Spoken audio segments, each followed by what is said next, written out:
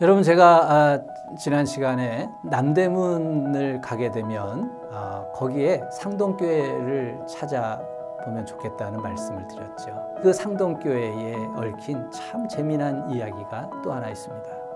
여러분, 스크랜턴이 그 남대문 시약소에서 시작한 상동교회의 처음 목사이면 우리는 그 상동교회의 스크랜턴과 함께 알아야 할 이름이 있습니다.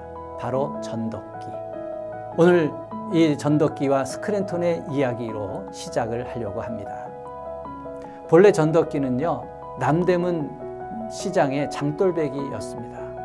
9살 나이에 부모가 죽자 이 전덕기는 의지할 데가 없어서 마침 그때 남대문에서 숯장사를 하는 숯부 밑에서 불우한 삶을 살았습니다. 그러던 전덕기에게 당시 미국인 선교사인 스크랜턴은 마음에 들지 않는 대상이었습니다. 전덕기 10대 때에 한참 적대감이 쏟을 때에 이 미국 선교사 스크랜턴을 보면 못마땅해 갖고 이 스크랜턴이 머무는 집에다가 전덕기는 돌을 던져서 창도 깨고 그런 일을 했다고 합니다.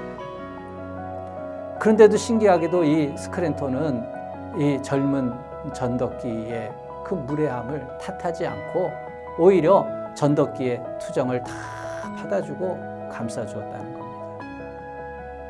이 청년 전덕기는 이 스크랜턴 선교사의 인품이 진심임을 알게 되었어요. 그것이 계기가 되어서 스크랜턴의 집에서 일을 하기 시작을 했습니다. 이때 또 스크랜턴의 어머니 메리 스크랜턴은 이 전덕기를 내 아들 스크랜턴처럼 똑같이 동등하게 대해준 것입니다. 부모 없이 자랐던 이 전덕기는 비로소 그 스크랜턴의 집에서 어머니 같은 메리 스크랜턴의 사랑과 형 같은 그 윌리엄 스크랜턴의 사랑을 받으면서 자라게 되었어요. 그리고는 스크랜턴이 한결같이 진실된 마음으로 어려운 사람들에게 의술을 베푸는 모습을 지켜보고서 나도 저러한 스크랜턴 같은 사람이 되고 싶다는 마음을 갖게 되었습니다. 모든 사람은 신분의 귀천이 없이 예수님의 십자가의 사랑을 받아야 한다고 하는 그 스크랜턴의 가르침에 결국 이 청년 전덕기는 1896년에 스크랜턴에게 세례를 받고 상동교회 교인이 되었습니다. 그리고 훗날 스크랜턴의 뒤를 이어서 그 상동교회의 두 번째 담임 목사가 되었어요. 그리고는 그 상동교회를 가난한 사람들, 소외된 사람들, 그리고 나라와 민족을 사랑하는 애국지사들의 사랑방으로 만드는 일을 하게 되었고 훗날 이 전덕기는 독립운동가가 되었습니다. 당시 평양 선교사의 아버지라 불리는 노블 선교사의 글에 이런 글이 있어요. 스크랜턴은 예의 바르고 친절한 신사로서 빈틈을 보이지 않는 완벽주의자였습니다. 그의 정신과 일상생활은 그와 함께 일해본 사람이면 누구나 충성을 다하고 싶어할 만큼 모범적이었습니다. 그의 훈련을 받고 아주 훌륭한 목사가 된 한 사람이 하루는 나를 찾아와 눈물을 머금고 이렇게 말하는 것이었습니다.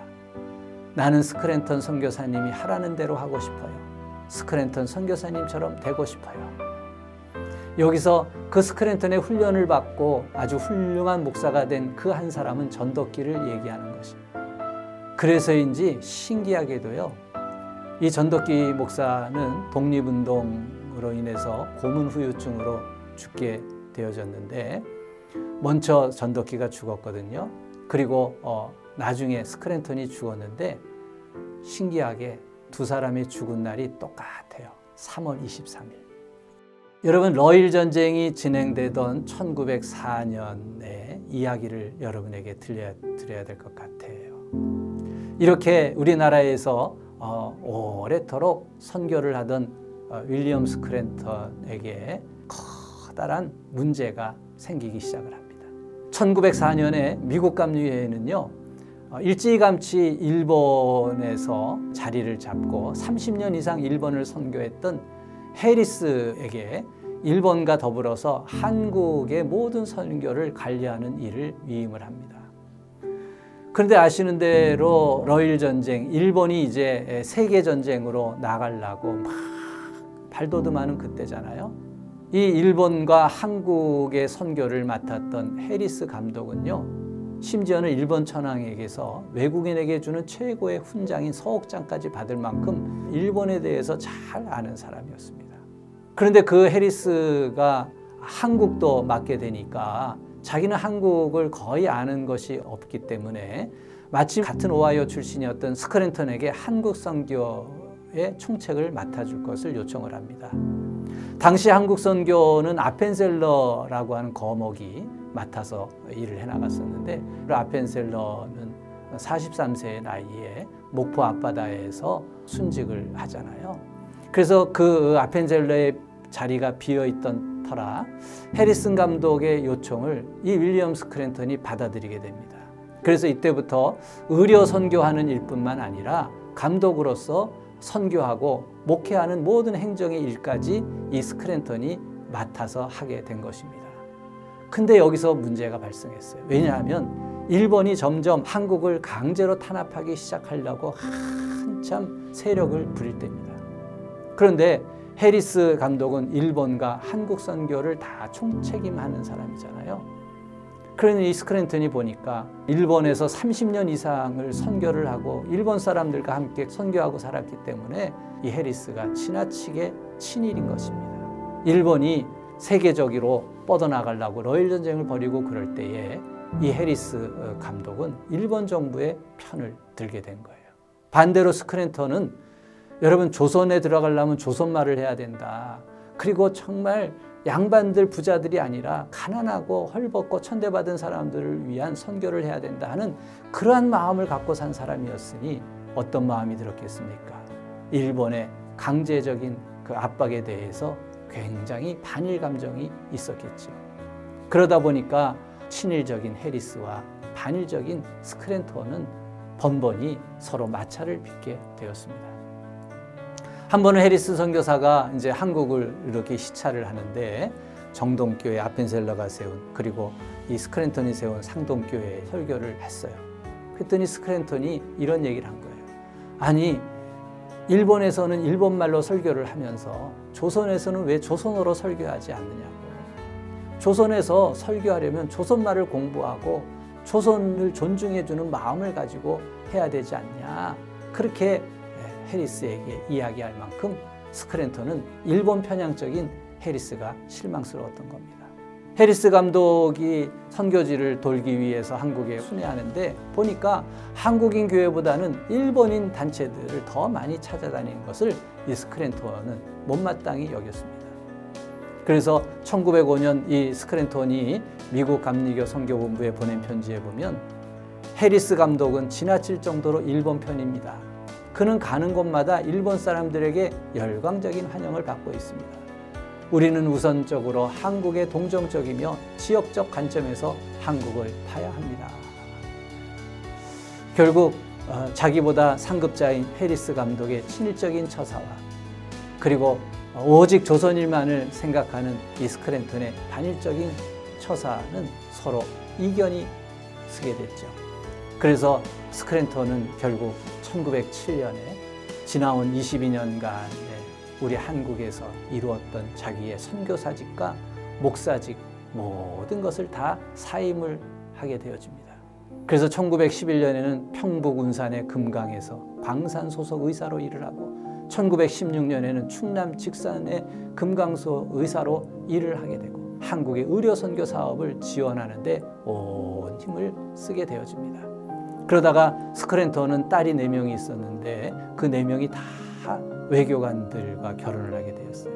그 1917년에는 둘째 딸이 외교일로 중국을 가게 되었는데 딸을 따라서 중국 다롄에 가서 살게 되어졌고 1919년에는 다시 그 딸을 따라서 이제 늙어막하게 일본 고베에 갔는데 그 일본에 가장 조선인들이 많이 모여 살던 지역이 또 고베였기 때문에 그곳에서 외국인 전용 병원을 차리고 우리 조선인들을 돌보고 살다가 1922년 고베에서 그의 생을 마치게 되어집니다. 그래서 그 고베 땅에 있는 외국인 묘지에 안장이 되어 있습니다. 언제나 가난하고 소외된 사람들을 향해서 낮은 자리에 선교를 실천했던 스크랜턴. 여러분 함께 우리나라에 들어와서 여자 학교인 이화학당을 세운 어머니 메리 스크랜턴은요, 지금 한국의 서울 양화진 선교사 묘역에 묻혀 있어서 많은 사람들이 그곳을 찾아서 메리 스크랜턴을 추모합니다. 그러나 그 아들 윌리엄 스크랜턴은 함께 조선에 들어왔었지만 지금 홀로 일본 땅 고베에 묻혀서 찾는 이가 적은 것을 안타깝게 여겨서 지난 2022년 그 스크랜턴이 죽은 지 100주년이 되는 그때에 지금 일본에 있는 이 스크랜턴의 유해를 한국에 있는 양화진 선교사 묘역에 어머니 곁으로 이전하려고 하는 노력들을 벌이고 있습니다. 여러분, 금은보화를 분토 배설물처럼 여겨서 다 뒤로하고 오직 푯대를 향하여 주님의 부르신 그 부르심의 상을 향해서 달려가겠다고 하는 그 바울의 고백처럼 진로가 다 한탄했던 그 한 사람 스크랜턴. 그러나 그 모든 것들을 뒤로하고 오직 헐벗고 소외되고 버림받는 낮은 사람들의 자리를 찾아서 예수님처럼 스스로 찾아가 살았던 윌리엄 스크랜턴. 그는 평생 예수님이 가르치심이었던 선한 사마리아인의 이야기를 마음에 담고 누가 참된 이웃인가 할 때에 겉모습만 화려한 제사장도 아니고 겉으로만 형식을 나타내는 종교인도 아니고 강도 만난 사람을 정말 돌봐줄 수 있는 그 사마리아 사람과 같은 마음 늘 마음에 담고 그렇게 살아왔던 스크랜턴의 이야기. 정말 여러분, 스크랜턴이 언젠가 양화진 선교사 묘역에 묻혀서 우리가 스크랜턴을 떠올릴 때마다 쉽게 찾아가서 보면서 저를 생각할 수 있는 그날이 오기를 기대하면서 윌리엄 스크랜턴의 이야기를 모두 마치겠습니다.